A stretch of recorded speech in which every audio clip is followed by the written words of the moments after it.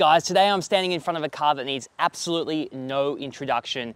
It is the latest iteration of Volkswagen's Golf hatchback. And today with me, I've got the Life Spec, which is second from the bottom, just below the R line. And this model comes in just shy of 40,000 Australian dollars before on-roads. So today we're gonna be looking at everything that's included with a essentially base model Golf. We're gonna go through the exterior and interior quality, having a look at all the changes that they've made from the Mark 7 to the Mark 8. Including some of the controversial changes, but we'll get back to that. I'm gonna be having a look at how this thing drives. I'm gonna be taking it up Saucy Corner, as you know we always do, and testing its 0 to 100 launch times. And we're gonna be answering the question, is this car worth your hard-earned cash? But before we get into that, I just wanna thank our channel sponsor, Driver. Driver are a fintech startup designed to get you the best finance deals for your next car. We've partnered with Driver because we believe that they can get you the best interest rates on your next car in this high inflation market. That's because Driver operates for you, the customer, rather than the finance companies, giving you a completely transparent breakdown of all the costs associated with the loan, rather than just recommending the highest commission loan for them. So we really like that, and that's why we recommend using Driver. So click the link in our description or the pinned comment, and let's get into this review.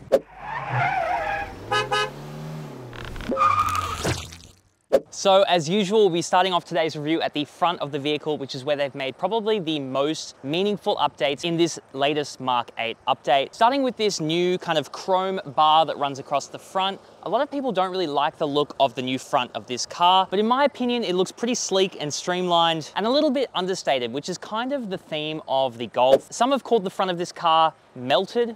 I don't really see that. I think it looks really sleek and nice. As usual, we have our massive VW badge up the front, our super bright LED headlights as well here with a really cool daytime running light. It's basically a single line that runs all the way along the top of the headlight unit, and it looks super cool at nighttime. We've got our pretty small grille compared to some of the hatchbacks we've looked at. I'm looking at you, i30. And coming to the side of this bumper, we have this really cool body-colored aero design. You'll also see really nicely integrated into the grille are the parking sensors, which are actually used by the parking assist system. We've also got our front-facing radar that is used by the adaptive cruise control. And guys, I have to say the safety in this car is absolutely amazing, but we'll get back to that in the interior and driving segments. So I reckon it still pretty much looks like a Golf, which is definitely not a bad thing. And now let's come to the side of the Mark 8 Golf. And first thing that struck me was, check out this incredible wheel design pattern. I absolutely love the look of these 17-inch alloy wheels. Ventura design, I believe Volkswagen call it. What I don't like, however, are the economy tires that these wheels are wearing. You really have to get the R-Line or the GTI or higher in order to get some nicer tires on this bad boy. Coming to the rest of the side anyway, you can see we have some black plastic cladding on the bottom of the mirror. These mirrors are electronically folding and operated, and they do have blind spot monitoring. We also get keyless entry and go as standard on the Volkswagen Golf. I actually don't mind this black piano plastic kind of finish on this pillar here. Another nice touch to access your fuel filler upper zone, I've actually blanked on what this is called, is you just give this a press and it actually opens with a gas strut. That's pretty cool. Anyway, let's check out the back. As you can see, we've still got this iconic VW Golf taillight design. We've got this pretty nice spoiler here. It makes it look real sporty with these black accents, just like the B pillars, and a nice integrated brake light there as well. We have our massive obligatory Volkswagen badge here, which also acts as your boot release, and the word Golf spelt out very nicely there, so everyone knows that this is a Volkswagen Golf. Anyway, moving on to the bottom, we have this not so nice, nasty black plastic and no exhaust to be seen. However, they do seem to have kind of cut an exhaust hole in the plastic, but just filled it up. I don't really know what they were going for here. I don't think it looks that cool. I would have rather just be able to see the exhaust, even if it's just a single one. But I guess Volkswagen are trying to get us ready for electrification. Anyway, I think that covers the exterior of the vehicle. Let's have a look inside. Now guys, on this channel, we've reviewed so many Volkswagen Group products based on this MQB platform. Now, if you're not aware, in the Mark 8 iteration of the Golf, Volkswagen elected to relegate all of the climate controls to the infotainment screen. Not a big deal. However, all of the buttons below the infotainment screen are touch control and they're not LED backlit. So at nighttime, when you're driving along a bumpy Aussie road, you're gonna struggle to hit those buttons, and it's a little bit annoying. But obviously driving these cars many hours, you do get used to it, I have to say, and it does become quite intuitive after a while. Moving on to the rest of the interior, this steering wheel. Ooh, it's a nice, thick unit. I've actually just jumped straight out of an MX-5 into this car, and the steering wheel was the first thing I noticed as being quite a chunky boy with a nice little D-cut there at the bottom. I have to say, I was pretty impressed with the quality of the buttons, and we get some nice paddle shifters there as well. Up ahead of me, I've got my 10.25-inch Digital Cockpit Pro, which is actually a step up over the base Golf. It's still the same size, however, it does offer a lot more customizability, and I can cycle through different view modes and basically choose what each gauge displays. So very customizable, very cool, and it integrates really well with this kind of black piano plastic. The good thing is it's a pretty low touch point, so you're not going to be getting smudges all over the black piano plastic, which is my common criticism of it. And it leads nicely into the 10-inch infotainment display, which, by the way, is crystal clear, very responsive.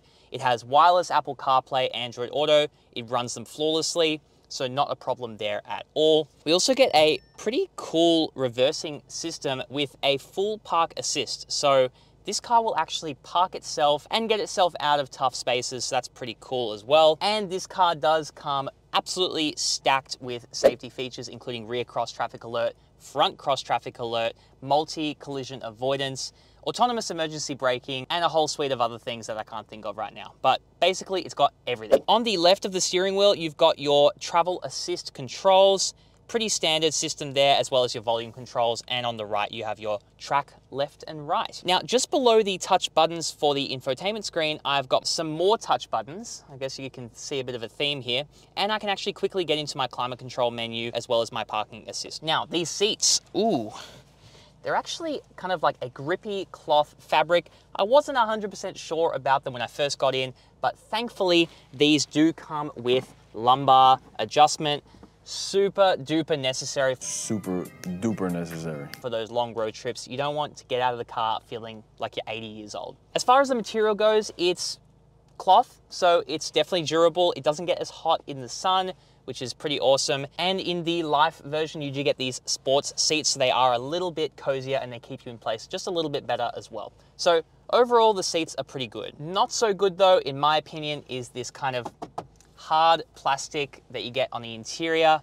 However, it does look pretty cool with the kind of brushed metal finish, and you get some really cool ambient lighting inside as well. You have the comfort and style package, which is an extra $2,000, and that comes with a massive panoramic sunroof, as well as upgraded sports seats and adjustable ambient lighting with 30 colors. Now, this one doesn't come with that package. This one comes with the sound and vision package, which includes these awesome Harman Kardon speakers, as you can see dotted around the cabin. The sound quality is fantastic in here, and that is improved by these, ooh, nice soft touch materials that we see around here. That just helps minimize vibration and road noise. In terms of storage and practicality, it's actually not bad. So you get a decently sized glove box there, a pretty massive storage area up front with a wireless phone charger, a tiny little storage area here, which I guess you can put your glasses in because there's no glasses holder up here. You get two cup holders over here with the classic Volkswagen adjustable cup gripper thing, and your classic Volkswagen design armrest, which, by the way, is actually quite a nice soft cloth with some nice white stitching. So I like that. The door bins are another awesome story. They are fabric lined, which keeps things in place, and they can fit about 3 water bottles, so that's very impressive. Now, in terms of drive modes, there are none. However, you can, by pushing this little stub down into drive, if you push it once more, it does go into the sportier gear setting. However, the normal gear setting kind of loves to hold gears anyway, so I don't really feel the difference between normal drive and sport. I think that's enough about the front. Overall, it's a pretty premium place to be. Let's have a look and see if that's continued in the back seats. Now guys, there's a reason why the Golf is one of the best small cars you can buy, and that is you just get such an enormous amount of space in the back. This absolutely poops on things like the i30, just in terms of its pure spaciousness. Headroom is quite good. My legroom is astronomical sitting behind myself, as well as toe room. You still get this same cloth material, which I actually don't mind at all. And you actually get a decent amount of storage back here as well, with a couple of smaller map pockets and a large one there as well. These seats are quite comfortable. They're in quite an upright seating position. We've got adjustable headrests here and it is very comfortable sitting in the back. You can absolutely have 4 adults in this car very comfortably. And what helps with that is we get 2 air vents back here with our own rear zone of climate control. Yes, that's right, we do get to choose our own temperature in the back here. We get 2 USB-C ports back here. Now, it wouldn't be fair if Matt and I just crap all over cars that don't have USB-C ports and then don't mention when cars do have USB-C ports. So I think I actually forgot to mention that there are 2 USB-C ports up the front. We also get a fold-down armrest. Quite a solid mechanism there, and we get a couple of cup holders there, very typical Volkswagen Group design. And another really cool thing is this fold down pass-through. So we can reach through and grab anything we desire or tickle our younger sibling that we've trapped in the boot. That didn't happen, all right? I am not legally responsible for anything I say in this video. Alrighty, that's pretty much the back seats. Shall we check out the boot space? So let's have a look at the boot space in the Volkswagen Golf. As you can see, I use the badge to open up there.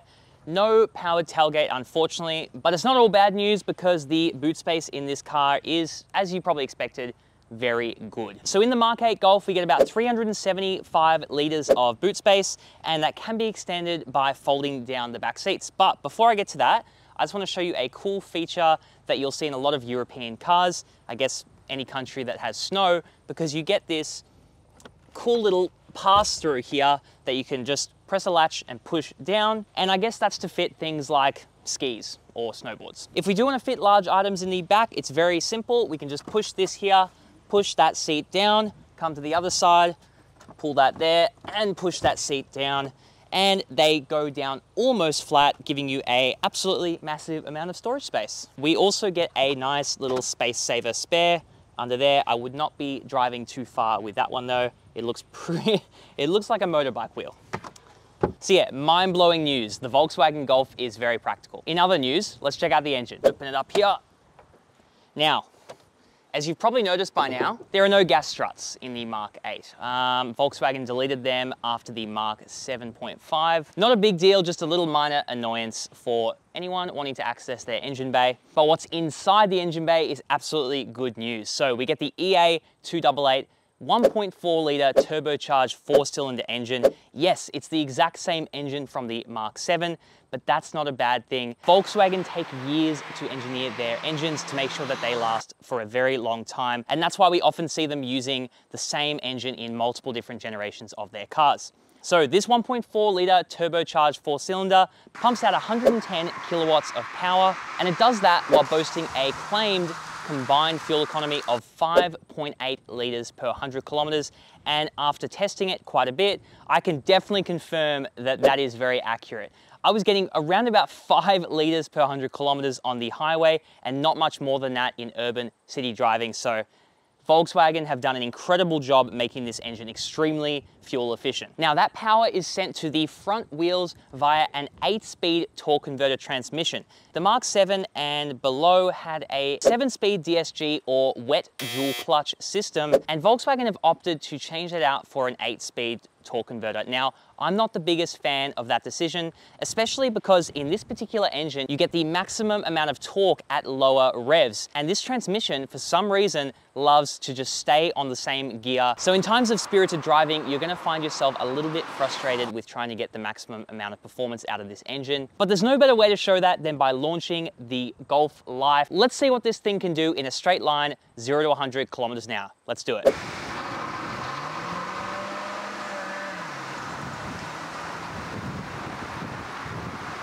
All right, so now we're gonna launch the VW Golf Life. We're gonna see what it can do 0 to 100.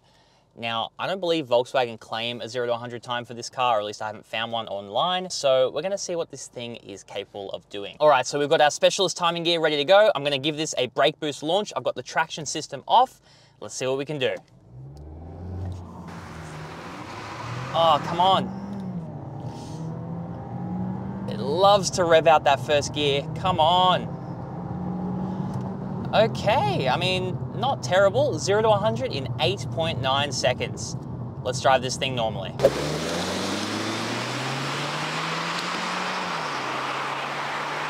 All right, guys, so driving the Mark 8 Golf normally. Sorry, I had to do a bit of a mat there. I won't say that this thing is the sportiest driving hatch out there.